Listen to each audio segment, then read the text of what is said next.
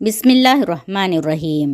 వివిధ సమస్యలతో సతమతం అవుతున్న వారు తమ బాధలను తీర్చుకునేందుకు ప్రవక్త సల్లల్లాహు అలైహి వసల్లం వారు సూచించిన దువాలను తప్పకుండా పదే పదే పఠిస్తూ ఉండాలి. ఒక హదీస్లో ఇలా ఉంది.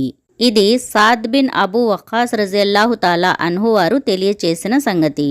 ప్రవక్త సల్లల్లాహు అలైహి వసల్లం వారు తన అనుచరులకు బోధిస్తూ, ఒక దువా ఉంది, తనను పఠించిన వారిని అది జీవితంలోని అన్ని రకాల కష్టాలు కడగళ్ల నుంచి కాపాడుతుంది.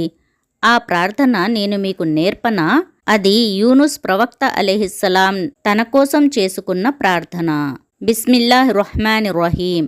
లా ఇలాహ ఇల్లా అంత సుబ్హానక ఇన్నీ కుంతు మినజ్జాలిమీన్.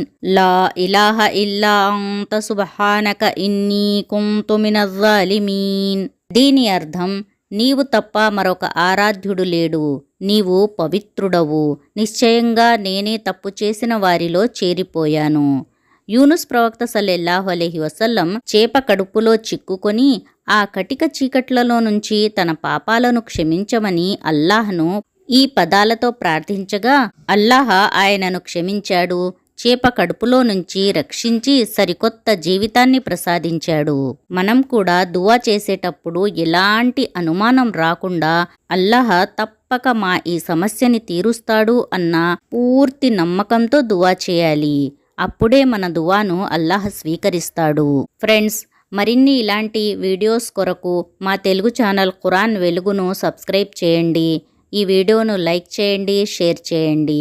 అస్సలాము అలైకుం వరహమతుల్లాహి వబరకాతుహు. జజాకుముల్లాహు ఖైరన్ కసీరా.